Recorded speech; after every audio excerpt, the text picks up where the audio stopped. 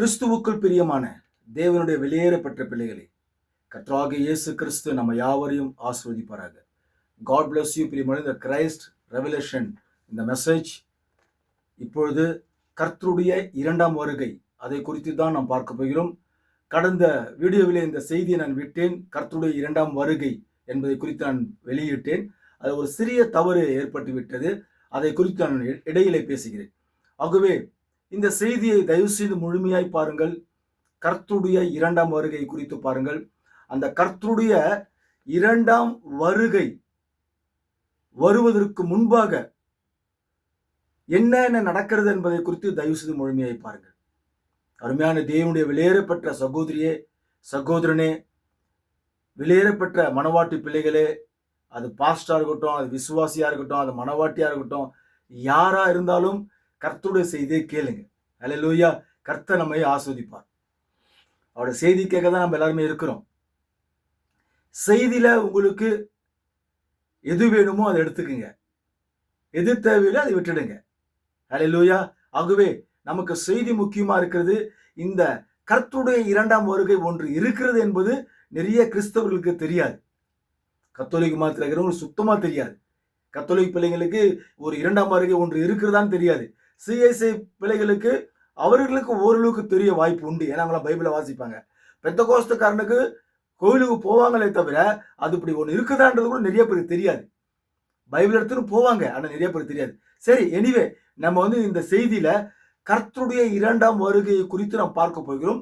இந்த கர்த்தருடைய இரண்டாம் வருகையை குறித்து இந்த கடைசி காலத்தில் இருக்கிற இந்த தீர்க்கதரிசி, நான் கொஞ்ச நாளாவே இவரை குறித்து பல வீடியோவில் பேசி கொண்டு வருகிறேன்.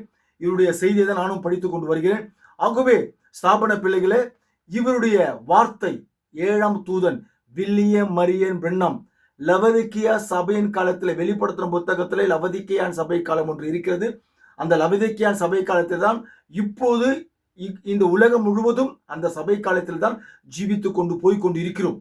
ஆகவே அந்த லவதிக்கியான் சபை காலத்திலே இந்த தீர்க்கதரிசியை இந்த தேவன் இயேசுவாகிய தேவன் ஏற்படுத்தியிருக்கிறார். இந்த கர்த்தருடைய இரண்டாம் வருகையை குறித்து இவருடைய செய்தி என்ன சொல்லுகிறது என்பதை குறித்து நாம் இப்போது பார்க்க போகிறோம். அதை குறித்து தான் நான் ஆராய்ச்சி செய்து இருக்கிறேன். அதை குறித்து தான் உங்களிடத்தில் ஸ்தாபன பிள்ளைகளிடத்தில் பேச போகிறேன். மனவாட்டி பிள்ளைகள் யாராவது பார்ப்பேன் என்று சொன்னால் தயவு செய்து முழுமையாய் பாருங்கள். உங்களுக்கு முழு ஆசீர்வாதங்களை நீங்கள் பெற்றுக்கொள்ளுங்கள். ஆகவே என்னுடைய பாஸ்டர் தான் செய்தி கேட்பேன், வெள்ளைக்காரன் பேசினாதான் நான் கேட்பேன், கருப்பு பீப்புள் பேசினாதான் அப்படிலாம் கிடையாது. அப்படிலாம் சொல்லாதீங்க. யார் பேசினாலும் கேளுங்க, தப்பு கிடையாது. ஃப்ரீ தானே, காசு கொடுத்து பார்க்க போதில்லை இல்லை, கேளுங்க, தைரியமாக கேளுங்க, ஒன்றும் ப்ராப்ளம் இல்லை. சரி, செய்தியை பாருங்க முழுமையாய். சரி, இதுல நீங்கள் பாருங்கள், அப்போஸ்தலர் 1ஆம் அதிகாரம் 11ஆம் வசனம், யோவான் 14ஆம் அதிகாரம் 1-3 வரைக்கும் வாசிங்க. மத்தேயு 24:30 தயவு செஞ்சு அதை வாசிங்க. 1 தெசலோனிக்கேயர் 4ஆம் அதிகாரம் 16-17 அப்படியே கொஞ்சம் முன்னும் பின்ன கூட வாசிங்க. வெளிப்படுத்தின புத்தகம் 1:7 இதெல்லாம் பார்த்தீங்கன்னாக்கா கர்த்தருடைய இரண்டாம் வருகையை குறித்து அங்கே சொல்லப்படுகிறது. கர்த்தருடைய இரண்டாம் வருகை குறித்து சொல்லப்படுகிற வார்த்தைகள் இதெல்லாம். ஆகவே தயவு செய்து நீங்க இப்ப நான் சொன்ன இந்த வசனங்களை, அதிகாரங்களை நீங்கள் தயவு செய்து வாசிச்சீங்கன்னா இப்ப நான் படிக்கிறதுக்கு ஓரளவுக்கு நல்லா இருக்கும். முக்கியமா ஸ்பெஷலா 1 தெசலோனிக்கேயர் 4ஆம் அதிகாரத்திலிருந்து தான் இவைகள் தீர்க்கதரிசி மோஸ்ட்லி பேசியிருக்கிறார். வில்லியம் மரியன் பிரென்னம் தீர்க்கதரிசி அதனுடைய வேதத்தில் இருக்கிற ரகசியங்களை குறித்து தான் இப்பொழுது நம்ம பார்க்க போகிறோம். அதனால தயவு செய்து நீங்களா முழுமையாக பார்த்தால் நன்றாக இருக்கும் என்று நான் நினைக்கின்றேன். அல்லேலூயா. சரி, நீங்கள் பாருங்கள், நான் வாசிக்கின்றேன். இவர் பேசின செய்தியிலிருந்து கர்த்தருடைய இரண்டாம் வருகை என்ற புத்தகத்திலிருந்து கொஞ்சம் ஒரு சில முக்கியமான பாயிண்டை மட்டும் நான் எடுத்து உங்கள்கிட்ட வாசிக்கிறேன். அதை நீங்க கேளுங்க. நோவாவின் நாட்களில் நடந்தது போலவே. நோவாவின் நாட்கள் என்ன நடந்தது என்று நம்ம எல்லோருக்கும் தெரியும். அல்லேலூயா. ஆகவே அதை குறித்து சொல்றாரு. நோவாவின் நாட்களில் நடந்தது போலவே மனுஷகுமாரன் வரும் நாளிலும் நடக்கும். பாத்தீங்களா? அப்ப மனுஷகுமாரனாகிய இயேசு கிறிஸ்து, அல்லேலூயா, ஸ்தோத்திரம். இந்த மனுஷகுமாரனாகிய இயேசு கிறிஸ்து வரும் நாளிலேயும் நடக்கும். மக்கள் குடித்தும் புசித்தும் திருமணம் செய்து கொண்டும் பெண் கொடுத்தும் இருப்பார்கள் என்று சொன்ன காரியங்கள் எல்லாம் வெளிப்படையாய் நடக்கிறதை நீங்கள் பார்க்கிறீர்கள். அந்த காரியமெல்லாம் இப்போ நடந்து கொண்டிருக்கிறதுன்னு நீங்க பார்க்கிறீங்கன்னு சொல்லிட்டு அவர் பேசின்னு வர்றாரு. அந்த நாட்கள்ல அவர் ஜீவித்த நாட்கள்ல அவர் பிரசங்கம் பண்ணும்பொழுது அப்பவே 61 வருஷத்துக்கு முன்னாலவே அவர் பேசி நிற்கிறார் இந்த செய்திகளை. உங்களுடைய தேவன் தாமே உங்களுடைய புரிந்து கொள்ளுதலை திறந்துள்ளுவாராக என்று அன்னைக்கு சொன்னாரு.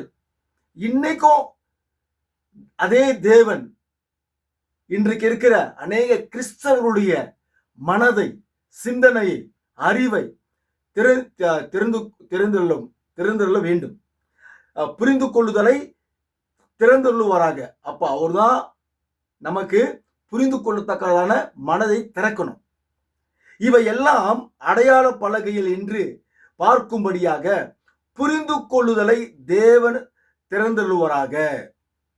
அப்ப தேவன் திறக்கணும் புரிந்து கொள்ளுதலை. இல்லைனாக்கா அது எந்த மனவாட்டியா இருந்தாலும் சரி, எந்த ஒரு பாஸ்டா இருந்தாலும் சரி, எந்த ஒரு கிறிஸ்தவனா இருந்தாலும் சரி, அவனுக்கு புரிந்து கொள்ளுதல், செய்தியினுடைய புரிந்து கொள்ளுதல் அவனுக்கு கிடைக்கவே கிடைக்காது. ஆனா ஒரு உண்மையான மனவாட்டி இருப்பான்னு சொன்னா அவனுக்கு நிச்சயமா அந்த புரிந்து கொள்ளுதல் கிடைக்கும். சரி, மேலும் கர்த்தராகிய இயேசு கிறிஸ்துவின் இரண்டாம் வருகைக்கான இயற்கைக்கு மேற்பட்ட அற்புதங்கள் எல்லாம் நமக்கு முன்பாக சரியாக நடந்து கொண்டிருக்கிறது. நாம் சந்திப்பிலே இருக்கிறோம். எவ்வளவு அழகா சொல்றாரு பாருங்க தீர்க்கதரிசி. என்ன சொல்றாரு? இரண்டாம் வருகைக்கான இயற்கைக்கு மேற்பட்ட அற்புதங்கள் எல்லாம் நடக்குதாம். இரண்டாம் வருகை இன்னும் வரல, ஆனா இரண்டாம் வருகை வரப்போகிறது. அந்த இரண்டாம் வருகைக்கான இயற்கைக்கு மேற்பட்ட அற்புதங்கள் எல்லாம் நடந்து நிற்குது இப்ப இங்க இந்த பூமியில அப்படின்னு அவர் பேசி கொண்டிருக்கும் போது சொல்லி நிற்கிறாரு. அப்போ இந்த வில்லியம் மரியன் பிரென்ஹாம் அவருடைய ஊழியத்திலே அந்த இரண்டாம் வருகைக்கான காரியம் வருவதற்கு முன்பாக இந்த இயேசு கிறிஸ்து அற்புதங்கள், இயற்கைக்கு மேற்பட்ட அற்புதங்கள் எல்லாம் செய்து கொண்டு இருந்தார். ஆனா இரண்டாம் வருகை இன்னும் வரல. அப்போ அந்த நேரத்துல அந்த இரண்டாம் வருகைக்காக அவங்க அதுக்கு முன்னால இந்த அற்புதங்கள் கர்த்தர் செய்யறார் அப்படின்னு அந்த செய்தி புக்ல சொல்லுது. ஜனங்களே, அசுரா வீதி கொண்டாட்டம் என்ற புத்தகத்திலே 1956 அவர் சொல்றாரு, ஜனங்களே, நாங்கள் உங்களை யாவரையும் நேசிக்கிறேன், என்னை உங்கள் சகோதரனாக தழுவி கொண்டீர்கள். மேலும் நான் கர்த்தராகிய இயேசு கிறிஸ்துவின் இரண்டாம் வருகைக்குள் பிரவேசித்துக் கொண்டிருக்கிறோம். ஹல்லேலூயா. நல்லா கவனிக்கணும் இந்த செய்தி. நல்லா கவனிச்சீங்கன்னாக்கா மனவாட்டியா இருந்தா நல்லா புரியும். மேலும் நாம் கர்த்தராகிய இயேசு கிறிஸ்துவின் இரண்டாம் வருகைக்குள் பிரவேசித்துக் கொண்டிருக்கிறோம். இப்ப நம்ம எல்லாருமே அவர் அன்னைக்கு சொல்றாரு, எப்போ 1956 சொல்றாரு, இப்ப ஆச்சு 2026 ஆயிடுச்சு. இப்போ இது வரைக்கும் நம்ம இரண்டாம் வருகையில தான் ஜீவித்துக் கொண்டிருக்கிறோம் என்று நான் விசுவாசிக்கிறேன். அப்போ அவர் சொன்னாரு, நானும் இப்ப அதை விசுவாசிக்கிறேன். இன்னைக்கு எல்லா மனவாட்டி பிள்ளைகளும் இரண்டாம் வருகைக்குள்ளதான் நம்ம ஜீவித்துக் கொண்டிருக்கிறோம். ஆனா என்ன நடக்க போகுது என்பதை குறித்து பாருங்க. அந்த இரண்டாம் வருகைக்கு முன்பாக என்ன நடந்து கொண்டிருக்கிறது என்பதை குறித்து நீங்கள் பாருங்க தயவு செஞ்சு. என்று விசுவாசிக்கிறேன். மேலும் நாம் கடைசி காலத்துக்குள் இருக்கிறோம் அப்படின்னு 56 சொல்றாரு. இப்போ 2026 இன்னும் ரொம்ப கடைசி காலமாயி போச்சு. நம்முடைய கிறிஸ்துவ மார்க்கமோ மரணம், அடக்கம், உயிர்த்தெழுதல், இது கர்த்தருடைய இரண்டாம் வருகை குறிச்சி அந்த புத்தகத்திலிருந்து மறுபடியும், மற்றும் கர்த்தருடைய இரண்டாம் வருகை என்பதன் பேரிலே முக்கியமாக அமைந்துள்ளது. ஹல்லேலூயா. கர்த்தருடைய இரண்டாம் வருகை என்பதன் பேரிலே முக்கியமாக அமைந்துள்ளது. நாம் இப்பொழுது இதை அணுகி கொண்டிருக்கையில் நாம் அவருடைய இரண்டாம் வருகையில் நிழலிலே ஜீவித்துக் கொண்டிருக்கிறோம் என்பதே என்னுடைய மிக உத்தமமான கருத்தாகும். ஹல்லேலூயா. நிறைய பேர் சொல்றாங்க, சில பேர்லாம் இதே மனவாட்டி தீர்க்கதரிசியை விசுவாசிக்கிற ஒரு சில நண்பர்கள், சகோதரர்கள், வெளியேறப்பட்ட நண்பர்கள், சகோதரர்கள் சொல்றாங்க, இரண்டாம் வருகையே முடிஞ்சிருச்சு அப்படின்னு சொல்றாங்க. நல்லா கவனிக்கணும். அவங்க ஏன் அந்த இரண்டாம் வருகை முடிஞ்சிருச்சு சொல்ல காரணம் என்ன என்பதை குறித்து செய்தியில வரும். அதனால தயவுசெய்து நல்லா கவனிங்க. ஓகே. ஆனா இரண்டாம் வருகை முடியல. இரண்டாம் வருகை அதுலதான் நம்ம ஜீவித்துக் கொண்டிருக்கிறோம். இரண்டாம் வருகையில் நிழலில் தான் நம்ம இருக்கிறோம் என்று அவர் சொல்றாரு. இரண்டாம் வருகையில் நிழலிலே ஜீவித்துக் கொண்டிருக்கிறோம் என்று சொல்றாரு. வேத வாக்கிய விளக்கத்தின் மூலமாக நான் அதை என்னுடைய வழியில் பார்க்கும் பொழுது சபைக்கு கர்த்தருடைய இரண்டாம் வருகை தவிர வேறு எந்த நம்பிக்கையுமே விட்டு வைக்கப்படவில்லை. உலகம் அப்போ இரண்டாம் வருகை தான் சபைக்கு இருக்குது, அதை தவிர வேற ஒண்ணுமே விட்டு வைக்கவில்லை அப்படின்னு திருப்பி சொல்றாரு. அப்ப இரண்டாம் வருகை கண்டிப்பா ஒரு கிறிஸ்தவனுக்கு, ஒரு மனவாட்டிக்கு இருக்குது. ஹல்லேலூயா. அந்த இரண்டாம் வருகை நம்ம போகிறதுக்கு முன்னால என்ன நடக்குதுதான் நீங்க முக்கியமா பார்க்கணும். சரி, உலகமானது முழுமையாக அதனுடைய முரட்டுத்தனமான பெரும் குழப்பத்துக்குள்ளாக கட்டுப்பாட்டை மீறி சென்று விட்டது. இதுல மிகப்பெரிய குழப்பம் நிறைய பேருக்கு இரண்டாம் வருகை குறித்து. கட்டுப்பாட்டை மீறி சென்று விட்டதுன்னு சொல்றாரு. உலகத்தின் மனிதனால் உண்டாக்கப்பட்ட ஒவ்வொரு ஸ்தாபனமும் அவ்வாறே உள்ளது. இயேசுவின் இரண்டாம் வருகை தவிர வேற எந்த நம்பிக்கையுமே விடப்பட்டிருக்கவில்லை. அப்பொழுது நான் எத்தகைய தூஷணம் என்பதை எண்ணி பார்த்தேன். அங்கே அது அப்படிதான் இருந்தது. வேதம் கிறிஸ்துவின் இரண்டாம் வருகைக்கு முன்னர் மனுஷர்கள் தூஷிக்கிறவர்களாயும் தேவபக்தி அற்றவர்களாயும் தங்களுடைய சொந்த இச்சையில் நடக்கிறவர்களாயும் இணங்காதவர்களாயும் அவதூறு செய்கிறவர்களாயும் இருப்பார்கள் என்று உரைத்துள்ளது. இது அப்படியே நடந்து கொண்டிருக்கிறது இந்த காலத்துல. இப்ப தீர்க்கதரிசி இந்த வேதத்தின் வார்த்தை எடுத்து காண்பிக்கிறாரு. இது இப்பொழுது நடந்து கொண்டிருக்கிறது. இரண்டாம் வருகைக்கு முன்பாக இதெல்லாம் நடக்கும்னு சொல்றாரு. இதை நீங்க 2 தீமோத்தேயு 3ஆம் அதிகாரத்துல நீங்க பார்க்கலாம். இது அப்படியே நடந்து கொண்டு இருக்கிறது. இப்போ அப்படிப்பட்ட ஒரு வஞ்சகத்துக்குள் ஆகிவிட்டது. இப்பொழுது காலத்தின் சந்திப்பில செய்தியில சொல்றாரு, இப்போது கடந்த சில வருடங்களாக நடந்து கொண்டிருக்கும் காரியங்களை குறித்து நாம் சற்று நேரம் நம்முடைய சிந்தையில் பின்னாக சென்று ஆராய்ந்து பார்க்கலாம். அல்லேலூயா. சரி, அவர் செய்தி சொல்றது ஆராய்ந்து பார்க்கலாம். இந்த சுவிசேஷத்தின் ஊழியக்காரனாக நாம் சரியாக கர்த்தராகிய இயேசுவின் தோன்றுதலின் நாளுக்காக அருகாமையிலே ஜீவித்துக் கொண்டிருக்கிறோம் என விசுவாசிக்கிறேன். நீங்க நல்லா கவனிங்க. தேவனுடைய வெளியேறப்பட்ட அருமை நண்பர்களே, என் ஸ்தாபன நண்பர்களே, மனவாட்டி நண்பர்களே, சகோதரர்களே, செய்தியை தயவு செஞ்சு முழுமையாய் பாருங்க. ரொம்ப அற்புதமா இருக்கும். பாருங்க, கர்த்தராகிய இயேசு கிறிஸ்துவின் தோன்றுதலின் நாளுக்காக அருகாமையிலே ஜீவித்துக் கொண்டிருக்கிறோம் என விசுவாசிக்கிறேன். இப்ப அவர் தோன்றிட்டாரா தோன்றலையா இந்த செய்தியிலே உங்களுக்கு தெரிஞ்சிடும். அவர் சொல்றாரு, அப்போ அந்த நேரத்துல 56ல சொல்றாரு, காலத்தின் சந்திப்பில கர்த்தராகிய இயேசு கிறிஸ்துவின் தோன்றுதலிலே நாளுக்காக அருகாமையிலே ஜீவித்துக் கொண்டிருக்கிறோம் என விசுவாசிக்கிறேன். இது அவருடைய இரண்டாம் வருகைக்காக இருக்கிறது. எது? தோன்றுதல் இரண்டாம் வருகைக்காக அது இருக்கிறது. ஆனா இரண்டாம் வருகையில ரகசியமாய் வரும்பொழுது என்ன நடக்குது என்பதை குறித்து பாருங்க. அந்த ரகசிய இரண்டாம் வருகை வருவதற்கு முன்பாக இப்ப ஒரு சொன்னாரு பாத்தீங்களா, இயேசு கிறிஸ்துவின் தோன்றுதலின் நாளுக்காக அருகாமையில் இருக்கிறேன்னு சொல்லிட்டு அதை குறிச்சு நீ நல்லா உஷாரா பாருங்க. செய்தியில உங்களுக்கு வந்துடும். அவர் முதல் முறை வரும்போது ஒரு குழந்தையாக வந்தார். ஆனால் இந்த முறை அவர் தேவனுடைய வார்த்தைக்கு கீழ்ப்படியாத யாவரையும் பழித்திருக்கும்படி மகிமையின் ராஜாவாக வருகிறார். பாத்தீங்களா? எப்படியே பழித்திருக்கும்படி கிறிஸ்தவர்கள் இயேசு கிறிஸ்துவை விசுவாசிக்காத மக்களை, இந்த வில்லியம் மரியன் பிரென்ஹாம் உபதேசத்தை விசுவாசிக்காத மக்களை பழித்திருக்கும்படி அவர் மகிமையின் ராஜாவாக வருகிறார். இது உண்மையை சொல்ற அருமை நண்பர்களே, ஸ்தாபன நண்பர்களே, இது உண்மையை குறிச்சு உங்கள்கிட்ட பேசுறேன், சத்தியத்தை குறிச்சு பேசுறேன். இந்த கடைசி நாட்கள்ல இவர் தான் உண்மையான தீர்க்கதரிசி என்பதை குறித்து, அவருடைய சத்தியத்தை குறித்து உங்களிடத்துல பேசிக் கொண்டிருக்கிறேன். அல்லேலூயா. ஆகவே தயவு செய்து நீங்க முழுசா நீங்க பாருங்க. கர்த்தர் உங்களை ஆசீர்வதிக்கட்டும். அதே போல்தான் சபையும் இன்று சுவிசேஷத்தை அடையாளங்களோடும் பிரசங்கிக்கிற பணியில் ஊக்கமாய் ஈடுபட்டு ஒரு அற்புதத்திற்காக ஆயத்தப்பட்டு கொண்டிருக்கிறது. சபையானது எடுத்துக்கொள்ளப்படுதலில் சென்று வீட்டுக்கு செல்வதே அந்த அற்புதம். ஹல்லேலூயா. பாத்தீங்களா?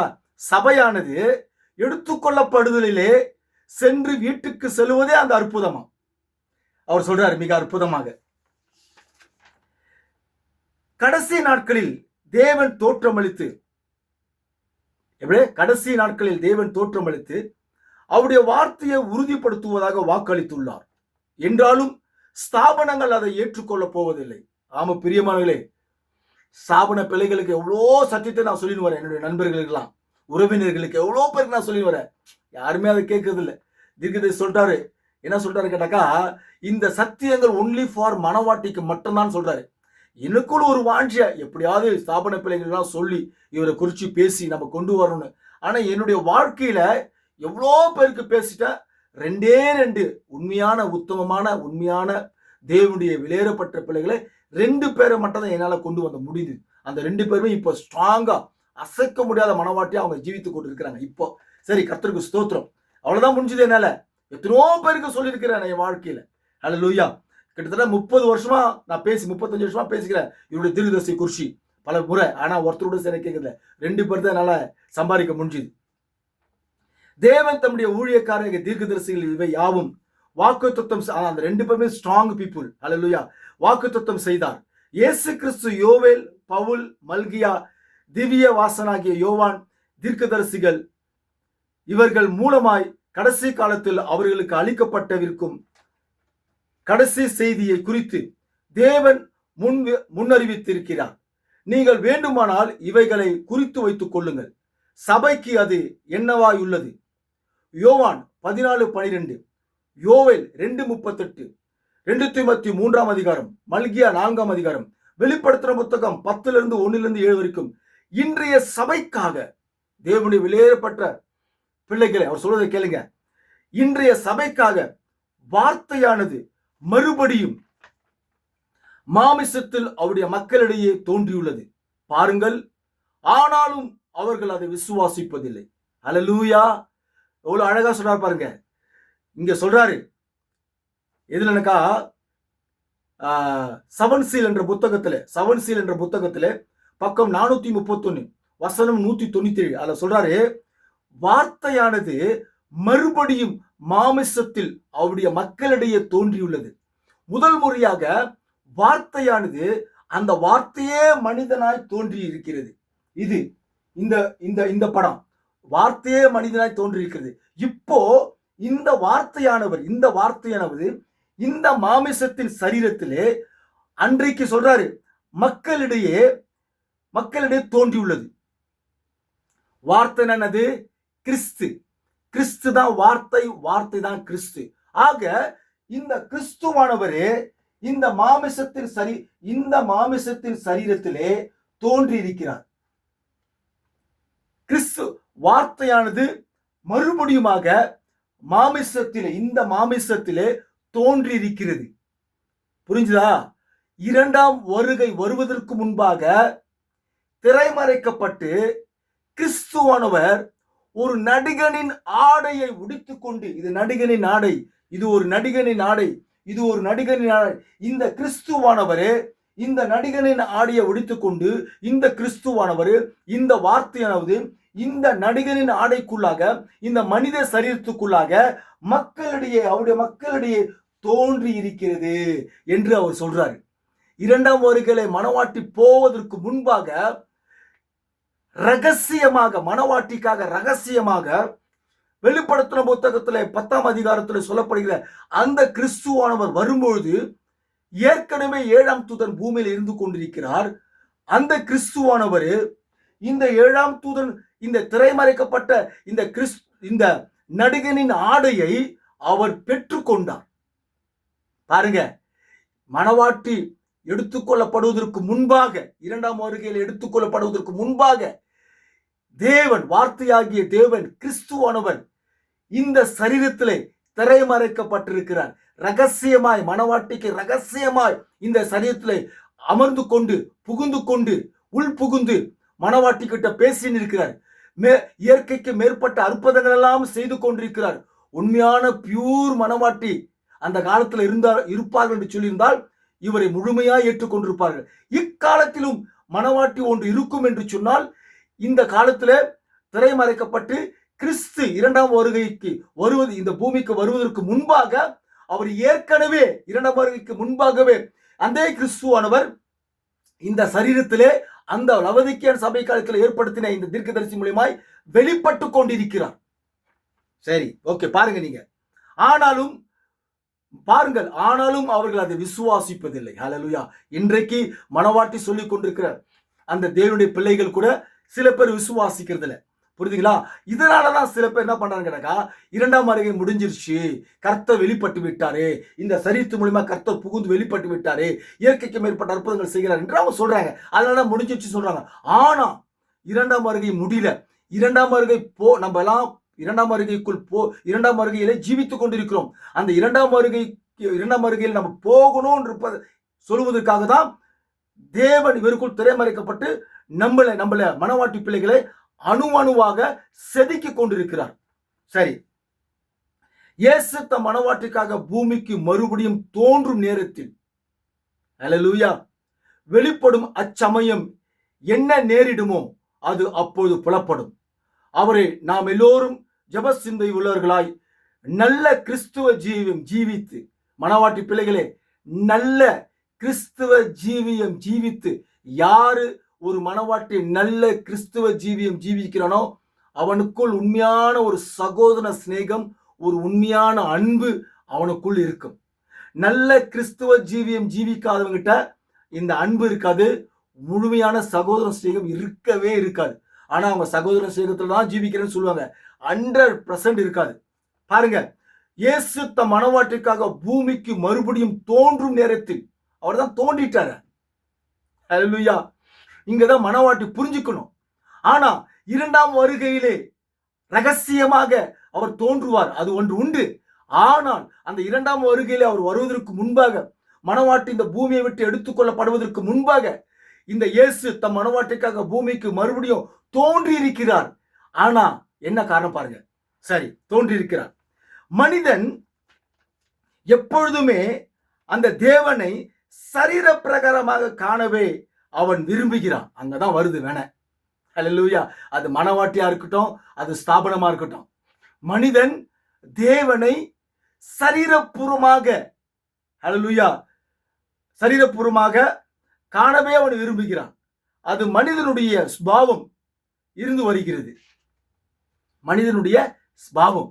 ஆனா இவரு சரீர பிரகாரமாய் ஜீவிக்கும் பொழுது சில பேர் இவர் விசுவாசித்தாங்க, சில பேர் இவர் விசுவாசிக்கல. இவர் பரிசுத்தமா இணை சேர்க்கை இல்லாம வார்த்தையே மனிதனாய் மாறிச்சு. இணை சேர்க்கை மூலியமாய் வந்த இந்த மனிதன் மூலியமாய் இவரு என்ன ஆகுறாரு பாருங்க. இப்போ ஓகேங்களா, எல்லாவற்றையும் விட்டு விடுதல். 1962 தீர்க்கதரிசி பேசுறாரு, இயேசு கிறிஸ்துவின் ஆவி எனக்குள் இருக்குமானால் கிறிஸ்துவின் கிரியைகளை தான் நான் செய்வேன். இல்லையா? கிறிஸ்துவின் கிரியை தான் இவர் செய்யறாரு. ஏன்னா இயேசு கிறிஸ்துவின் ஆவி அவருக்குள்ள இருக்குது. ஆனா இன்றைக்கு இருக்கா மனவாட்டி பாஸ்டர் கிட்ட இருக்குதா கிறிஸ்துவின் ஆவி? மனவாட்டி சொல்லி கொண்டிருக்கிற பிள்ளைங்க கிட்ட இருக்குதா? உண்மையா சொல்லிட்டாங்க. உண்மையா சொன்னா யாருக்குமே பிடிக்காதுங்க. யூடியூப்ல இது மாதிரி உண்மையை பேசினா யாருக்குமே பிடிக்காது. நம்ம சேனல்ல பார்க்க மாட்டாங்க. பரவாயில்ல, அதை பத்தி எனக்கு ஒன்றும் இல்லை. நான் கர்த்தருக்காக செய்யறேன். அதனால உண்மையை பேசினா யாருக்குமே பிடிக்காது, கோவம் வரும். ஹல்லேலூயா. ஆனா உண்மையாலுமே இன்றைய காலத்துல மனவாட்டி சொல்லி கொண்டிருக்கிறாங்களோ இல்ல கிறிஸ்தவனோ, உண்மையான கிறிஸ்துவின் ஆவி அவங்க கிட்ட இல்ல. ஆனா இந்த தீர்க்கதரிசி கிட்ட உண்மையாலுமே கிறிஸ்துவின் ஆவி இருக்குது. கிறிஸ்துவின் கிரியைகளை நான் செய்வேன். இவர் சொல்றாரு, நான் அவராக ஆகும்படிக்கு முடியுமா? எந்த ஒரு மனிதனும் இயேசுவை போல மாற முடியாது, வாய்ப்பே இல்லை. நான் அவராக மாறும்படிக்கு முடியவே முடியாது. ஆனா அவர் சொல்றாரு, இப்போ அவர் நானாக மாறினார். இவரு பிரண்ணமாய் மாறிட்டார். ஓகே, இப்ப இவ்வளவு வச்சுட்டே இப்போ எத்தனை பேருக்கு புரிந்ததுன்னு ஆமென் சொல்லுங்க. அவர் நானாக மாறினார், இயேசு பிரண்ணமாய் மாறிவிட்டார் அப்படின்னு மறைப்பொருளாக அவர் சொல்றாரு. ஹல்லேலூயா. அப்ப இயேசு கிறிஸ்து திரைமறைக்கப்பட்டு ஒரு நடிகனின் ஆடையை ஒடித்துக்கொண்டு அவருக்குள் வாசம் செய்கிறார். வெளிப்படுத்தின புத்தகம் 10ஆம் அதிகாரத்தில் சொல்லப்படுகிற கிறிஸ்து இப்போ இவருக்குள் வாசம் செய்கிறார். அவர் நானாக மாறினார். அதனாலதான் சொல்றாங்க நிறைய பேரு மனவாட்டிலேயே இரண்டாம் வருகை முடிஞ்சிருச்சுன்னு. இல்ல, அந்த இரண்டாம் வருகை முடிவதற்காக தான் இவர் இப்படி நாடகம் ஆடுறாரு. இப்போ அந்த காலத்தில் அவர் பேசும்போது இயேசு பிரண்ணமாய் மாறிவிட்டார். நான் சொல்லல, செய்தி சொல்றது, அதுதான் உங்கள்கிட்ட சொல்றேன். ஓகேவா? நான் அவராக ஆகும்படிக்கு, அது முடியவே முடியாது. அவர் நானாக ஆனார், இவர் பிரண்ணமாய் மாறினார். ஹல்லேலூயா, அதான் பொருள். ஓகே, இப்ப பாருங்க, முந்தின நாட்களில்,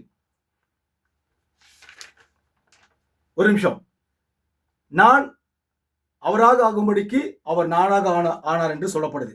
இதுக்கு ஒரு உதாரண செய்தியை நான் எடுத்து வச்சிருக்கிறேன், நான் உங்ககிட்ட அதை காமிக்கிறேன். ஒரு நிமிஷம் படிக்கிறேன், கேளுங்க தயவு செஞ்சு. இயேசு கிறிஸ்துவை பற்றி வெளிப்படுத்தல் முதலாம் பாகத்தில் இருக்குது, பக்கம் 620, வசனம் 81. இதுக்கு ஜோடியா ஒன்று வசனத்தை உங்களுக்கு காமிக்கிறேன். அதாவது அவர் நானாக ஆனார், அப்போ இயேசு பிரண்ணமாய் மாறிட்டார். ரைட், செய்தி சொல்றது நான் சொல்லுங்க, அது படிச்சுதான் கூட சொல்றேன். யூதாஸ் காரியத்து சாத்தானின் மைந்தனா இருந்தான். யூதாசுக்குள் சாத்தான் போனான் என்று வேத வாக்கியம் சொல்லுகிறது. கிறிஸ்து இந்த சரீரத்துக்குள் போனார் என்று வார்த்தை சொல்லுகிறது. யூதாஸ் சாத்தானின் மைந்தனா இருந்தான். ஏன் கேட்டாக்கா, யூதாசுக்குள் சாத்தான் போனதுனால இந்த வார்த்தை வருது. இப்போ இவரு தேவனுடைய மைந்தனா இருக்கிறார். அவன் இப்ப யூதாச குறிச்சி, அவன் மாமிசத்தில் தோன்றிய பிசாசாவான். அவன் மாமிசத்தில் தோன்றிய பிசாசாவான். யாரு? யூதாஸ் காரியத்து. சாத்தான் அவனுக்குள் போனான் என்று வேதவாக்கியம் சொல்கிறது. ஆகவே அவன் மாமிசத்தில் தோன்றிய பிசாசாவான். புரிஞ்சுதா உங்களுக்கு? அப்போ எல்லாருக்கும் தெரியும், இது சிம்பிள். இது அப்போ யூதாசு மாமிசத்தில் தோன்றிய பிசாசு. ஏன் மாமிசத்தில் தோன்றிய பிசாசுன்னு கேட்டாக்கா, பிசாசு அவனுக்குள் ஜீவித்துக் கொண்டிருந்தான், அவனுக்குள் வாசம் செய்து கொண்டிருந்தான். சாத்தான் அவனுக்குள் போனான் என்று வேத வாக்கியம் சொல்கிறது. அதனால அவன் பிசாஸ், மாமிசத்தில் தோன்றிய பிசாசு. இப்ப யூதாசை பத்தி பேசிட்டேன். இப்ப இவரை குறித்து நம்ம பார்க்கலாம். கிறிஸ்து, வார்த்தையாகிய கிறிஸ்து மாமிச சரீரத்திலே தோன்றினார் என்று உங்ககிட்ட இப்ப வாசித்து காமிச்சேன். இப்போ பிரண்ணாம் சொல்றாரு அவர் நானாக மாறினார் என்று. இப்போ கிறிஸ்து, இயேசுவாகிய கிறிஸ்து, வார்த்தையாகிய கிறிஸ்து இவராக மாறிட்டார். அப்ப கிறிஸ்துவானவர் இவருக்குள் இருக்கிறான்னு சொன்னாக்கா, அப்ப இவரை குறிச்சு நம்ம பார்க்க போனாக்கா, இந்த மாமிசத்தில் தோன்றிய இயேசுவாய் மாறிட்டார். அல்லேலூயா. சாத்தான மட்டும் சொல்றீங்களே, சாத்தான மட்டும் சொல்றீங்களா இல்லையா? என்ன சொல்றீங்க? மாமிசத்தில் தோன்றிய பிசாசாம். தீர்க்கதரிசி சொல்றாரு மாமிசத்தில் தோன்றிய பிசாசா. ஏன்னாக்கா பிசாசு ஆவி அவனுக்குள்ள இருக்கிறதுனால மாமிசத்தில் தோன்றிய பிசாசு. இப்ப இவருக்குள் கிறிஸ்துவின் ஆவி போனதுனால இவரு மாமிசத்தில் தோன்றிய கிறிஸ்து, மாமிசத்தில் தோன்றிய இயேசு. இப்போ இவருடைய ஆவி எனக்குள் இருக்குமானால், இவர் ஜோசப்பாய் மாறிவிட்டால், ஜோசப்பாய் ஆகிவிட்டால் மாறுவேன். கடைசி நாட்களே மனவாட்டிகள் நிச்சயமாக மாறும். அப்போ அதுக்குதான் இப்போ ரகசியமாக தீர்க்கதரிசி சரீரத்துக்குள்ள திரைமறைக்கப்பட்டு அவர் இறங்கி வந்து ரகசியமாக மனவாட்டிகிட்ட பேசினிருக்கிறார் செய்தி மூலியமா. இப்போ இயேசு ஜோசப்பாய், என் பேர் ஜோசப், இயேசு ஜோசப், இப்போ இயேசு பிரண்ணமாய் மாறிட்டார். அது ஒரு பக்கம் இருக்கட்டும். இப்போ இயேசு ஜோசப்பாய் மாறிட்டாருனாக்கா, இல்ல இயேசு ஒவ்வொரு மனவாட்டியாய் மாறிட்டாருன்னு கேட்டீங்கன்னாக்கா, அப்போ நான் யாருன்னு கேட்டாக்கா, மாமிசத்தில் தோன்றிய இயேசுக்கள். எத்தனை பேருக்கு புரிஞ்சுது? அல்லேலூயா சொல்லுங்க. மாமிசத்தில் தோன்றிய இயேசுக்கள். இப்போ இந்த செய்தி பிரகாரம் மாமிசத்தில் தோன்றிய இயேசு. ஏனக்கா இப்ப சாத்தானை குறிச்சு பார்க்க போனாக்கா, மாமிசத்தில் தோன்றிய பிசாசா இருக்கிறான் யூதாஸ் காரியத்து. இப்போ இவர் மாமிசத்தில் தோன்றிய இயேசுவாக இருக்கிறார், மாமிசத்தில் தோன்றிய கிறிஸ்துவாக இருக்கிறார். ஏன் என்று சொன்னால், கிறிஸ்து இவருக்குள் ஜீவித்தபடினாலே. நான் அந்த காலத்தை குறிச்சு பேசியிருக்கிறேன். எப்போ இயேசு கிறிஸ்துவை பற்றி வெளிப்படுத்தல் முதலாம் பாகத்தில் அவர் பேசியிருக்காரு. அந்த காலத்தில் அவர் பேசும்போது அன்றைக்கு அப்படி இருந்தார். ஹல்லேலூயா. மாமிசத்தில் தோன்றிய கிறிஸ்துவாய் திகழ்ந்தார், மாமிசத்தில் தோன்றிய இயேசுவாய் திகழ்ந்தார் என்று நான் உங்கள்கிட்ட பேசி வரேன். ஓகே, சரி, ஓகே, ஃபைன். இப்ப பாருங்க, அடுத்த செய்திக்கு நம்ம போவோம்.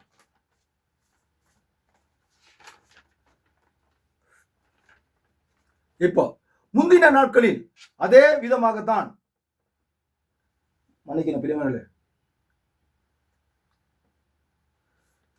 முந்தின நாட்களில் அதே விதமாகத்தான்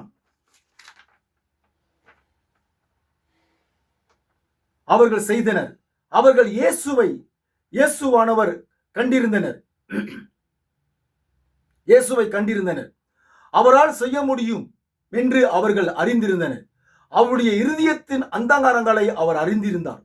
அவர்கள் அதை போன்ற என்ன செய்து கொண்டிருந்தனர் என்பதை அவர் அறிந்திருந்தார். அவர்கள் அதை போன்ற என்ன செய்து கொண்டிருந்தனர் என்பதை அறிந்திருந்தார். அவர்களோ, அவன் பிசாசுகளின் தலைவன், அவன் பெயர் சொல்போல் உலகத்திலே சிறந்த குறி சொல்லுபவன் ஆவான் என்றனர். அது தேவனுடைய குமாரன் தானா என்று அறிந்து கொள்ளத்தக்கதான ஆவிக்குரியவர்களாக அவர்கள் இருக்கவில்லை. அல்லேலூயா.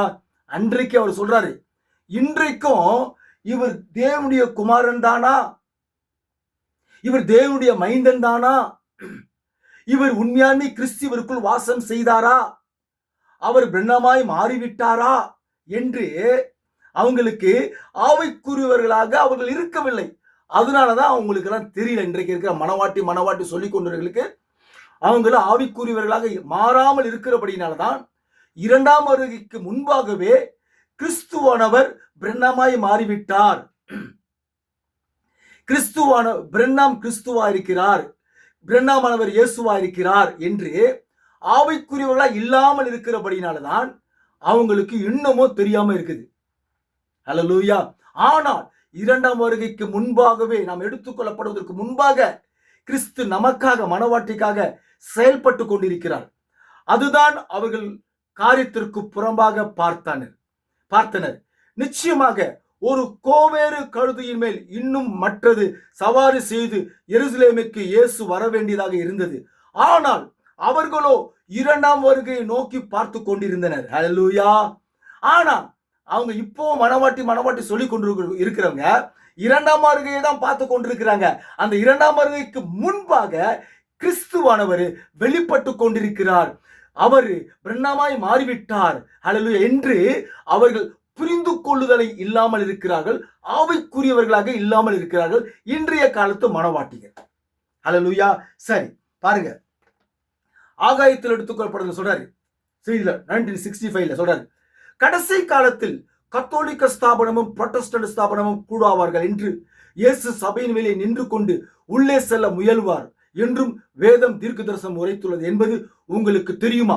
வெளிப்படுத்தின புத்தகம் 3:17 வாசித்து பாருங்கள். ஸ்தாபனங்களே, நீங்கள் மறுபடியும் குருடான நிலையில் பிரவேசித்து தேவனுடைய காரியங்களை காலடியிலே மிதித்து போட்டு, தேவனுடைய காரியங்களை காலடியிலே போட்டு மிதித்து போட்டு, இன்றைக்கு அப்படிதான் செய்யறாங்க. ஸ்தாபன குழந்தைங்க பாஸ்டர்லாம் என்ன செய்யறாங்க, முக்காடு போடாதனா அதெல்லாம் தூக்கி போடியா சொல்லி கால் மிதியில போட்டு மிதிக்கிறீங்க.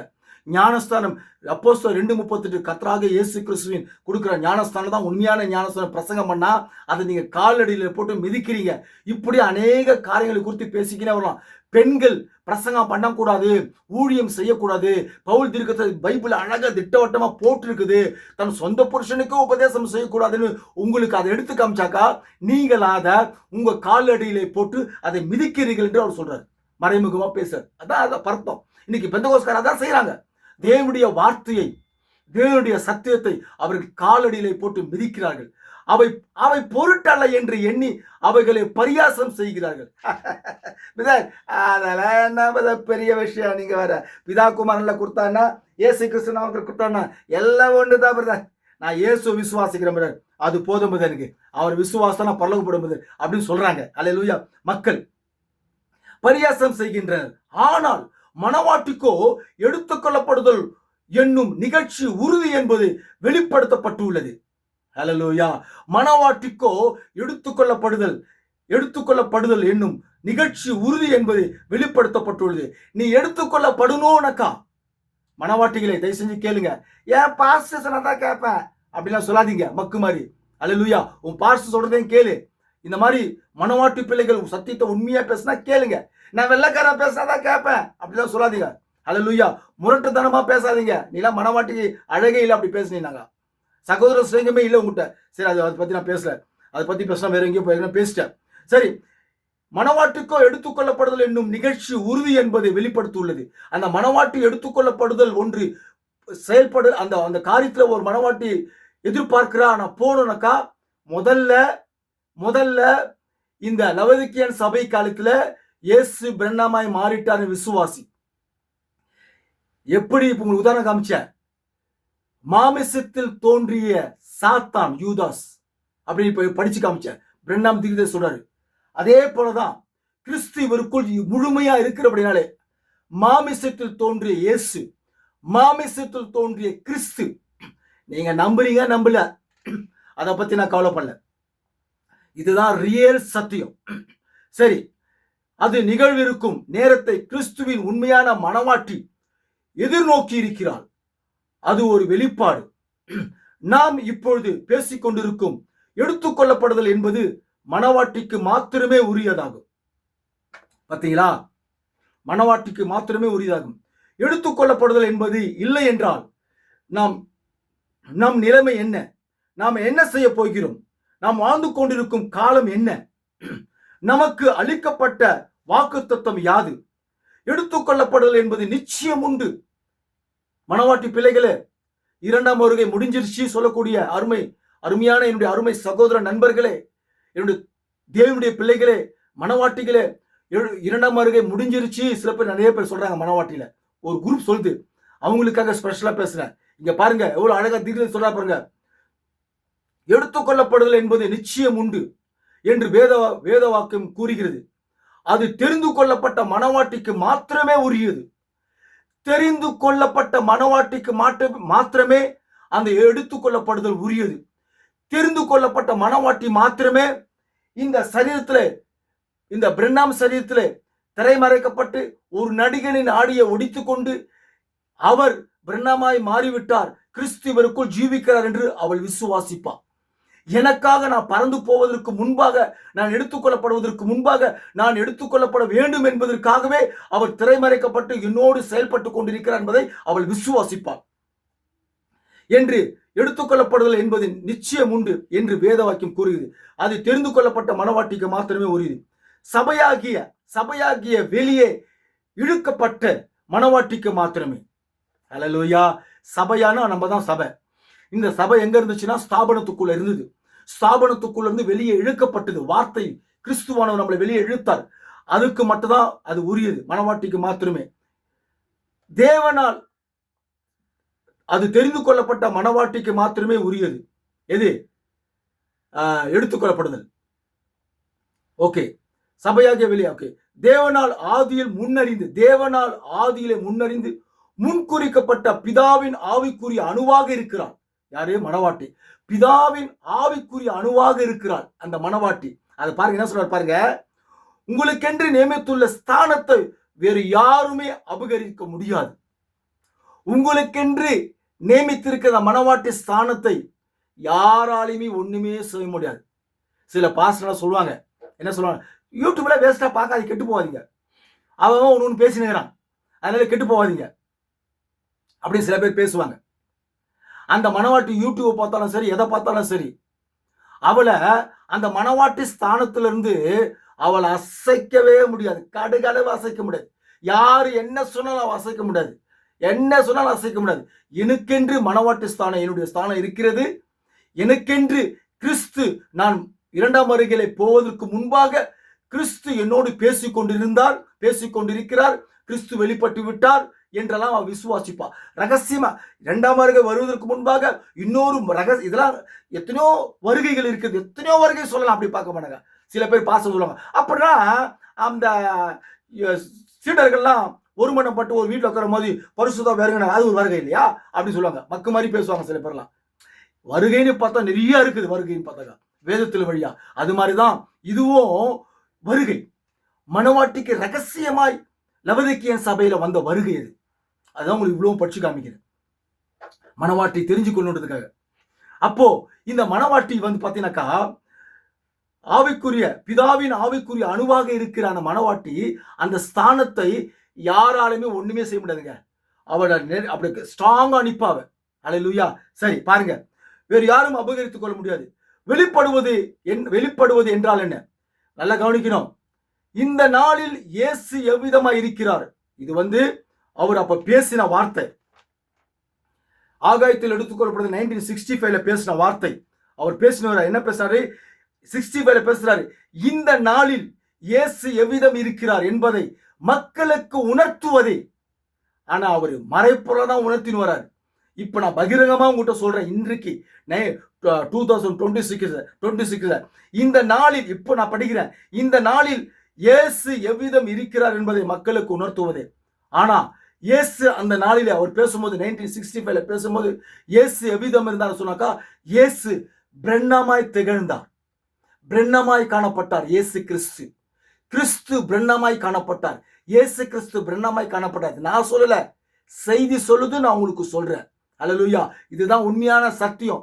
ரியல் மனவாட்டி ஒருத்தி இருப்பானாக்கா நிச்சயமா இந்த செய்தியை ஆமென்னு சொல்லுவான். இருந்தாலும் நான் சொல்றேன், இயேசு இந்த நாளில் அவர் சொல்லும்போது, அவர் பேசும்போது 1965 இந்த நாளில் இயேசு எவ்விதம் இருக்கிறார் என்பதை மக்களுக்கு உணர்த்துவதே. இந்த நாளுக்குரிய வார்த்தையானது பரிசுத்த ஆவியின் வல்லமையினால் வெளியரங்கமாக்கப்பட்டு இயேசுவை மறுபடியும் நம் மத்தியில் வாழ செய்கிறது. இந்த கடைசி காலத்தில் மனுஷகுமாரன் மக்களின் மத்தியிலே பிரசனமாகி, அல்லேலூயா, மனுஷகுமாரன் மக்களின் மத்தியிலே பிரசனமாகி, லூக்கா 17:38 பினிஷ்டு, கத்தா முடிஞ்சு போச்சு. மனுஷகுமாரன் வெளிப்பட்டு விட்டார், அதெல்லாம் முடிஞ்சு போச்சு. இனி லூக்கா 17:30 நிறைவேறும் அவசியம் இல்லை, அதெல்லாம் நிறைவேறி முடிஞ்சிருச்சு. கடைசி காலத்தில் மனுஷகுமாரன் மக்களின் மத்தியிலே இவர் சரீரத்திலே பிரசனமாகி அவர் செய்ய போவதாக கூறியிருந்த அனைத்தையும் செய்து காட்டி செய்தி உண்மை என்று நிரூபித்து நாம் கண்கூடாக காண்கிறோம். அல்லேலூயா, கண்கூடாக காண்கிறோம்.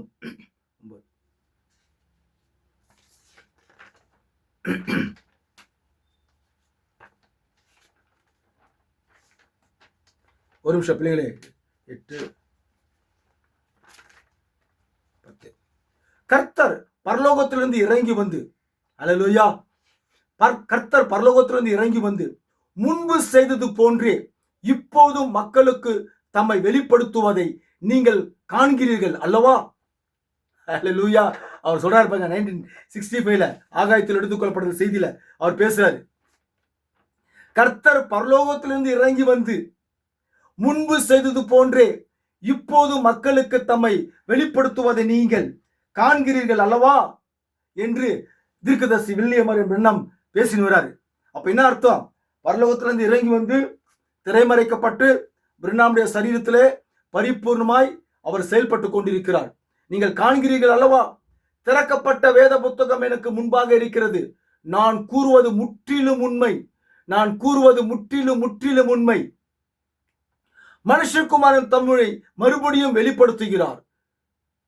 சபையின் ஒழுங்கும் கட்டளையும் மறுபடியும் மற்றும் உபதேசமும் அதுல பாத்தீங்கன்னாக்கா, மனுஷகுமாரன் தம்மை மறுபடியும் வெளிப்படுத்துகிறார். அவர் தம்மை மறுபடியும் வெளிப்படுத்தி கொண்டிருக்கிறார். இந்த கடைசி நாளில் சில பேர் சொல்லுவாங்க, இதை குறித்து நான் பேசுறேன், அவர் வார்த்தையை பத்தி தாங்க பேசின்னு வராருன்னு சொல்லிட்டு. அது ஒரு விசுவாசி, அது ஒரு மனவாட்டி. ஒவ்வொரு கேட்டகரி இருக்குது மனவாட்டி. ஆனா ரியல் மனவாட்டி ஒண்ணு இருக்குது, அதுதான் புரிஞ்சுக்கும். அவ்வளவுதான் சொல்ல முடியும் இது யார் என்று, இந்த நாளிலே அவர் எப்படி இருக்கிறார் என்று. அவர் தம்மை மறுபடியும் வெளிப்படுத்திக் கொண்டிருக்கிறார். இந்த கடைசி நாட்களில் இயேசுவின் மேல் தங்கியிருந்த இயேசுமேல் தங்கியிருந்து அங்கிருந்து மறுபடியும் அக்கினி ஸ்தம்பத்துக்கு திரும்பி சென்று லோகாஸ் பூமிக்கு இறங்கி வந்துள்ளது. நான் ஏதோ ஒன்றை கூறப்போனேன், நீங்கள் சொன்னாலும் அவர்கள் அதை நம்ப மாட்டார்கள். அது எந்த வித்தியாசத்தையும் உண்டாக்காது. ஜனங்கள் நம்ப மாட்டார்கள், அதை கூறாமல் விட்டு விடுகிறேன். ஹல்லேலூயா. அவர் அப்பவே சொல்லிட்டாரு, நான் ஒன்று சொல்லான்னு நினைக்கிறேன், ஆனா நான் சொன்னா நீங்க நம்ப மாட்டீங்க, அதனால நான் அதை சொல்லாமலே நான் விட்டுடுறேன் அப்படின்னு அப்பவே அவர் சொல்லிட்டார். தீர்க்கதரிசி அவரே சொல்லிட்டார், நான் சொன்னா கூட நீங்க நம்ப மாட்டீங்க, சரி நான் அதை அப்படியே விட்டு மறைச்சிட்டார். ஆனா மறைச்சாரு, ஆனா அதை சொல்லிட்டார். அதை நீங்க புரிஞ்சுக்கணும். அவர் இறங்கி வந்துள்ளார். அவர் சொல்றாரு, அவர் இப்படி பேசிட்டு அவர் இறங்கி வந்துள்ளார். இப்போது புலான் விசாரணை நியாய தீர்ப்பு போன்ற ஒன்று நடந்து கொண்டிருக்கிறது. அல்லேலூயா. பாருங்க, ஆகாயத்தில் எடுத்துக்கொள்ளப்படுதல், அந்த செய்தியிலே பாருங்க, புதிய ஏற்பாட்டின் காலத்தில் எடுத்துக்கொள்ளப்படுதல் 2 முறை நிகழும். அப்பொழுது 1 தெசலோனிக்கே 4:12-18 வாசித்து பாருங்க. கூறியுள்ளபடி மணவாட்டி எடுத்துக்கொள்ளப்படுவாள். பழைய ஏற்பாட்டின் பிதாக்கள் அவருடைய சரீரத்தை அடைந்து விட்டார்கள். பழைய ஏற்பாட்டின் பரிசுத்தவான்கள் அவருடைய பிரியமர்களே, அவருடைய சமூகத்தை அடைந்து விட்டார்கள். அவர்கள் ஆட்டுக்குட்டியை பலியாக செலுத்தி, பழுதற்ற ஆட்டுக்குட்டியை பலியாக செலுத்தி, பழுதற்ற ஆட்டுக்குட்டியானவர் ஜனங்களின் பாவ நிவர்த்திக்காக பலி செலுத்தப்படுவார். அவர்கள் விசுவாசத்தை அதன் மூலம் அறிக்கை செய்தனர். அதன் விளைவாக அவர்கள் பரதேசியை அடைந்து பூரண பலி செலுத்தும் படும் வரை காத்திருந்தனர். இயேசு உரத்த சத்தமாய் ஆவியை விட்ட போது பழைய ஏற்பாட்டின் பரிசுத்தவான்கள் உயிரோடு எழுந்தனர். அவர் மரித்த போது பலியானது பரிபூர்ணமாக்கப்பட்டது. பழைய ஏற்பாட்டின் பரிசுத்தவான்கள் மறுபடியும் இவ்வுலகில் வந்து ஜனங்களிடையே நடமாடி இயேசு எடுத்துக்கொள்ளப்படும் போது அவருடன் கூட எடுத்துக்கொள்ளப்பட்டனர். இதனுடைய ஜோடி நான் உங்களுக்கு வாசிக்கிறவங்கிட்ட அதை தயவு செஞ்சு நீங்க பாருங்க, அது என்ன சொல்லுதுன்னு பார்க்கலாம். ஹல்லேலூயா.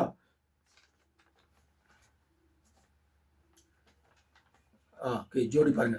என்ன சொல்றது? பரிசுத்த மனவாட்டிகள் அந்த முதல் வருகையில அந்த பழைய ஏற்பாட்டு பரிசுத்தவான்கள் எடுத்துக்கொள்ளப்பட்டார்கள் என்று இப்ப நான் வாசித்தேன். இப்ப பாருங்க, எடுத்துக்கொள்ளப்படுதலில் ஏற்கனவே ஒரு முறை நிகழ்ந்து விட்டது. ஹல்லேலூயா. எடுத்துக்கொள்ளப்படுதல் ஏற்கனவே ஒரு முறை நிகழ்ந்து விட்டது. அதுதான் பழைய ஏற்பாட்டு பரிசுத்தவான்கள், தீர்க்கதரிசிகள், பரிசுத்தவான்கள் இயேசு மேல போகும்போது அவங்கள கொண்டு போயிட்டாரு. அதுதான் தீர்க்க சொல்றாரு, எடுத்துக்கொள்ளப்படுதல் ஏற்கனவே ஒரு முறை நிகழ்ந்து விட்டது. அடுத்த எடுத்துக்கொள்ளப்படுதல் அப்ப இன்னொரு எடுத்துக்கொள்ளப்படுதல், அது மனவாட்டி. இன்னொரு எடுத்துக்கொள்ளப்படுதல் 1 தெசலோனிக்கேயர் 4ஆம் அதிகாரத்தில் கூறியுள்ளபடி சபைக்கு மனவாட்டிக்கு சம்பவிக்கும். மரித்தவர் உயிரோடு எழுவர். அங்கே படிங்க, 1 தெசலோனிக்கேயர் 4ஆம் அதிகாரம் தேசியம் படிங்க. அதான் இது வாசிக்கிறார், அதான் அவர் பேசுறாரு. மரித்தவர் உயிரோடு எழுவர். உயிரோடு இருப்பவர் மனவாட்டி. மரித்தவர் உயிரோடு உயிர் தெழுவாங்களாம். அந்த நேரத்துல மனவாட்டி இருப்பான். அந்த நேரத்துல உயிரோடு இருப்பவர் உயிர் தெழுந்தவர்களுடன் மகிமைக்குள் எடுத்துக்கொள்ளப்படுவார்கள். ஹல்லேலூயா. அப்போ அந்த மகிமைக்குள் எடுத்துக்கொள்ளப்படுறாங்க. அது செகண்ட் கமிங். அதான் 2ஆம் வருகையிலே இந்த மனவாட்டிகள் எடுத்துக்கொள்ளப்படுவார்கள். முதல் எடுத்துக்கொள்ளப்படுதல் நிகழ்ந்து விட்டது. இரண்டாவது நம் அருகில் உள்ளது. இப்போ சொல்றாரு, இரண்டாவது நம் அருகில் உள்ளது, நெருங்கி இருக்கிறது. அது சொல்லி ஆயிப்போச்சு. இப்போ 61 வருஷம் ஆயிடுச்சு இந்த வார்த்தை பேசி. இந்த வார்த்தை 1965 பேசியிருக்கிறாரு. 1965 பேசியிருக்காரு. 61 வருஷம் ஆச்சு. நான் கணக்கு பண்ணி பார்த்தாக்கா இப்போ நம்ம இரண்டாவது நம் அருகில் இருக்கிறது. எடுத்துக்கொள்ளப்படுதல் 3 முறை நிகழும். எடுத்துக்கொள்ளப்படுதல் ஃபர்ஸ்ட் பிகினிங், பழைய ஏற்பாட்டு தீர்க்கதரிசிகள் பரிசுத்தவான்கள் எடுத்துக்கொள்ளப்பட்டாங்க. இரண்டாவது வருகை இயேசுநாதர் ரகசியமா வரும்போது மனவாட்டி எடுத்துக்கொள்ளப்படுறான். மூன்றாவது எலியாவும் மோசையும் எடுத்துக்கொள்ளப்படுவான்னு தீர்க்கதரிசனம் காமிக்கிறார். 3வது முறை நிகழும். வெளிப்படுத்தின புத்தகம் 11ஆம் அதிகாரம் 11-12 கூறப்பட்ட 2 சாட்சிகள் எடுத்துக்கொள்ளப்படுவார்கள். ஹல்லேலூயா. 14 இப்போ 15 எல்லாம் கவனிங்க பிரியமானவர்களே.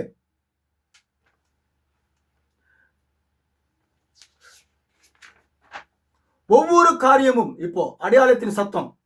பாயிண்ட்டுக்கு வந்துட்டேன். ஹல்லேலூயா. புரியுதுங்களா? அதுக்கு முன்னாடி ஒரு செய்தி சொல்ற பாருங்க. சொல்லப்படுது, காலத்தின் சந்திப்பில் செய்தி சொல்லுது, ஆயத்தமா இருப்போர் யாவரும், மனவாட்டிகளும் ஆயத்தமா இருப்பாங்களாம் 2ஆம் வருகை போவதற்காக.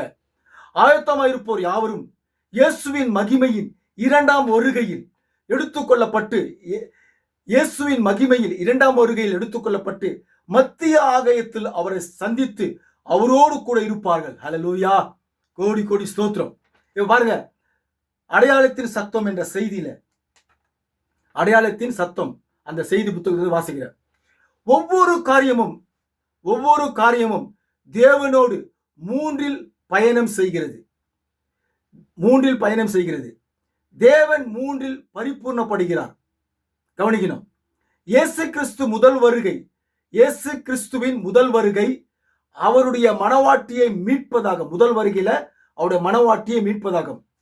கிறிஸ்துவின் 2ஆம் வருகை அவருடைய மனவாட்டியை ஏற்றுக்கொள்வதாகும். நம்ம ஏற்றுக்கொள்ளும் போது நான் இப்போ வாஸ்து காமிச்ச கூட்ட மனவாட்டி மட்டும் போக மாட்டா, மரித்து உயிர் தெழுந்த அந்த பரிசுத்தவான்கள் அவரோடு கூட நம்மளும் போறோம்.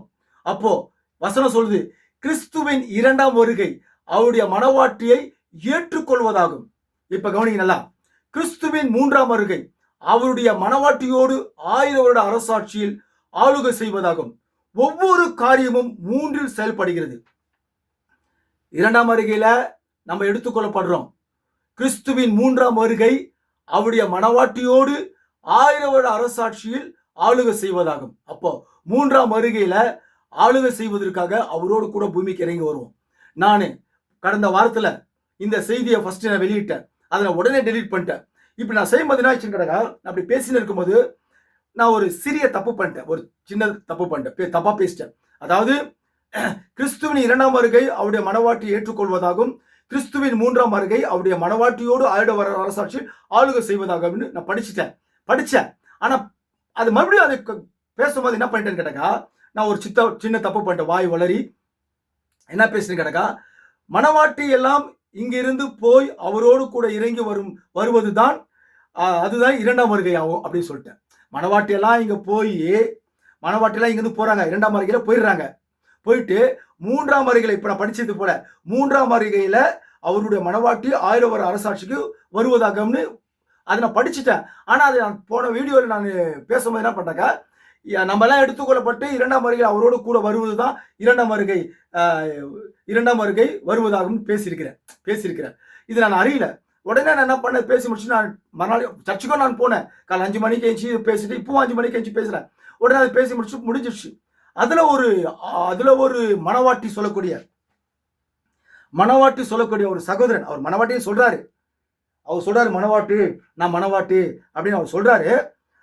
அவர் என்னுடைய வீடியோவை பார்த்துட்டு உடனே ஒரு குரூப் ஒண்ணுக்குது, மனவாட்டி குரூப்னு ஒரு 100 பேர் சம்திங் அதுல இருக்காங்கன்னு நினைக்கிறேன். அதுல ஒருத்தர் என்னை சேர்த்து விட்டாரு. ஒரு சகோதரன் என்னை சேர்த்து விட்டார். நல்ல மனுஷன், நல்ல சகோதரன் சேர்த்து விட்டார். அந்த குரூப்ல அந்த சகோதரன் என்னுடைய வீடியோ பார்த்துட்டு அவர் சொல்றாரு, இந்த செய்தி மதில் மேல் உள்ள பூனையை போல் உள்ளது அப்படின்னு எனக்கு அந்த குரூப்ல போடுறாரு. எனக்கு ஒண்ணுமே புரியல. அவர் யாரு மனவாட்டியா இந்த குரூப்ல போறாரு, எனக்கு ஒண்ணும் புரியல என்னடா இதுன்னு சொல்லிட்டு. எனக்கு ஒண்ணுமே புரியல, என்ன அப்படி போறாரு, ஏன் இருக்குன்னு. ஆனால் அவர் தப்பு கண்டுபிடிச்சிட்டாரு. அப்புறம் என்ன பண்ண, குரூப்ல போட்டு அந்த வீடியோவை துண்டா, நான் பேசின வீடியோ மட்டும் துண்டா எடுத்து அதை போட்டு காமிக்கிறாரு. அப்பதான் நான் உணர்ந்தேன், ஐயோ நம்ம இப்படி பேசிட்டோமே, தப்பா பேசிட்டோமே சொல்லிட்டு. என் நம்பர்லாம் அவருக்கு தெரியும், அந்த குரூப்ல இருக்குது. ஆனா அவர் என்ன பண்ணிட்டாரு, ஒரு பெரிய குற்றத்தை கண்டுபிடிச்ச மாதிரி. அவர் மனவாட்டி. அவர் யாரு, மனவாட்டி. நான் ஒரு பெரிய குற்றத்தை செஞ்சுட்டேன் பேசும்போது சொல்லிட்டு அதை குரூப்ல போட்டு விட்டாரு. என்ன கெட்ட பேர் ஆக்கணுமா, இந்த மாதிரி டுபாக் ஒரு பிலிவர் ஊழியர் செய்றவங்க பேச்செல்லாம் கேட்காதீங்க, நம்ம பாஸ்டர் ஏற்கனவே சொல்லிக்கிறார் பத்தி அப்படின்னு ஒரு வேலை இருக்குதானே தெரியல. அதுல உஷாருன்னு ஒரு காமிக்கிறாராம். அவர் யாரு, மனவாட்டியா. அவருக்கு சகோதர ஸ்நேகம் அன்புலாம் அவர்கிட்ட இருக்குதான். அவர் சொல்றாரு, அப்படிதான் பேசிக்கிறாங்கல்ல. ஒரு உண்மையான பியூர் மனவாட்டினா அது என்ன நம்ம செய்யும், உடனே எனக்கு கால் பண்ணி, ஐயா உங்க வீடியோ நான் பார்த்தேன், இது மாதிரி பேசியிருக்கிறீங்க, படிச்சுக்கிறீங்க, தப்பு பண்ணிட்டீங்க, உடனே நீங்க டெலீட் பண்ணுங்க, அதை நீங்க பாருங்க, உங்களுக்கு அனுப்புறேன், துண்டா உங்களுக்கு அனுப்புறேன், அதை பாருங்க சகோதரா, நீங்க பெரிய தப்பு, கொஞ்சம் டெலீட் பண்ணுங்க, மறுபடியும் நீங்க பேசுங்க சகோதரா, நான் உங்க சகோதரன், நம்மளாம் சகோதரர்கள், நீங்க அதை உடனே டெலீட் பண்ணுங்க அப்படின்னு சொல்லியிருக்கோம். அது உண்மையான பியூர் வித்தான் தான். ஆனா அது என்ன பண்ணிச்சு, குட்டிகாட்டா பண்ணிச்சு குரூப்ல போட்டு. சரி ஓகே, நான் உடனே அவருக்கு நான் ஃபோன் பண்ணி, நன்றி சகோதரா, என்னை மன்னிச்சிருங்க, நான் தப்பு பண்ணிட்டேன் அப்படின்னு சொல்லி அது போட்டேன். அதுக்குள்ள அந்த குரூப்ல இருக்கிறவங்க, மனவாட்டி சொல்லக்கூடிய அந்த குரூப்ல இருக்கிற என்ன பண்ண கேட்டாங்க, ஏன்னா அதுல இருந்து விலக்கிட்டாங்க. அதுல ஒரு ஃப்ரெண்டு சொன்னார் என்கிட்ட, ஐயா இது மாதிரி தெரியாம நீங்க பேசினா கூட உங்களை முத்திர குத்துருவாங்க, பத்திரமா இருங்க, இந்த மனவாட்டிலாம் அப்படிதான் பண்ணுவாங்க அப்படி ஒரு நண்பர் சொன்னாரு. நான் சிரிச்சேன். எனக்கு உண்மையிலே எனக்கு சிரிப்பு தான் வந்தது. ஐயோ, என்னை ஏற்கனவே ஆதியிலே நான் பிறப்பதற்கு முன்பாகவே பரிசுத்த ஆவியானுடைய முத்திரையை தரிசிக்கணும் தான் நான் வந்திருக்கிறேன் அந்த பூமிக்கு. மனவாட்டி சொல்லி கொண்டு அந்த பிள்ளைங்க மேலே முத்திரை குத்தி என்னையா பிரயோஜனம், ஒன்றும் பிரயோஜனம் இல்லையா, சரி ஓகே விட்டுடு அப்படின்னு நான் அவங்கள்ட்ட ஃப்ரெண்டு கிட்ட சொன்னேன், இன்னொரு நண்பர்கிட்ட. ஆனா பாருங்க, மனவாட்டி சொல்லி இக்காலத்துக்குரிய மனவாட்டியை பாருங்க, அவர் எந்த சபைக்கு போறான்னு சரி தெரியல அப்போ. ஆனா இக்காலத்துக்குரிய மனவாட்டியை பாருங்க, இக்காலத்துக்குரிய மனவாட்டி இப்படிதான் இருக்கிறாங்க. சகோதர ஸ்நேகம் இல்லாம, முழு அன்பு இல்லாம, ஒருத்தரை குறிச்சு ஒருத்தர் புறங்கூறுது, அவன் என்ன தப்பு பண்ணுவான், இவன் என்ன தப்பு பண்ணுவான், இப்படியாதான் இந்த இன்னைக்கு இருக்கிற மனவாட்டி. இதெல்லாம் உண்மையான மனவாட்டியா, நீங்களே சொல்லுங்க. இதெல்லாம் பியூஸ் போன பல்பு இது பாத்தீங்களா, அதுக்கு சமானம். நான் அவருக்கு போன் பண்ணி அவருக்கு டைரக்டாவே சொன்னேன், நீ எல்லாம் ஃபியூஸ் பண்ண பல்பு சகோதரா, நீ எல்லாம் ரியல் மனவாட்டி இல்ல, நீ எல்லாம் ஃபியூஸ் பண்ண பல்பு. இன்னைக்கு ஃபியூஸ் பண்ண பல்பு மக்கு மனவாட்டி, இவர் சரியான வழியில அறிந்து கொள்ளாமல் இருக்கிற மனவாட்டி தான் நிறைய பேர் இருக்கிறாங்க. இவர் யார் என்பதை இன்றைக்கும் புரிந்து கொள்ளாம, அந்த காலத்து இப்போ இல்ல, இன்னைக்கு இயேசு கிறிஸ்து தான், பரிசுத்த ஆவி தான் இன்னைக்கு இருக்கிறாரு. இன்றைக்கு லவோதிக்கேயன் சபை காலத்துல யார் வெளிப்பட்டது என்பதை இன்னும் சரியான வகையில் அறிந்து கொள்ளாமல் இருக்கிற மனவாட்டி தான் இது மாதிரி குட்டி கலட்டம் பண்ணிருக்கோம். சரி, ஓகே, கர்த்தர் அந்த மகனை ஆஸ்வதிக்கணும், அந்த சகோதரன் ஞானத்தை கொடுக்கணும், ரியல் மனவாட்டியா மாறணும், அதான் ஆசை. சரி சகோதரா, கர்த்தர் ஆசைக்கிட்டோம். சரி, அப்போ ஆக கிறிஸ்துவின் 2ஆம் வருகை அவருடைய மனவாட்டி ஏற்றுக்கொள்வதாகும். கிறிஸ்துவின் 3ஆம் வருகை அவருடைய மனவாட்டி 1000 வருட அரசாட்சியில் ஆளுகை செய்வதாகும்.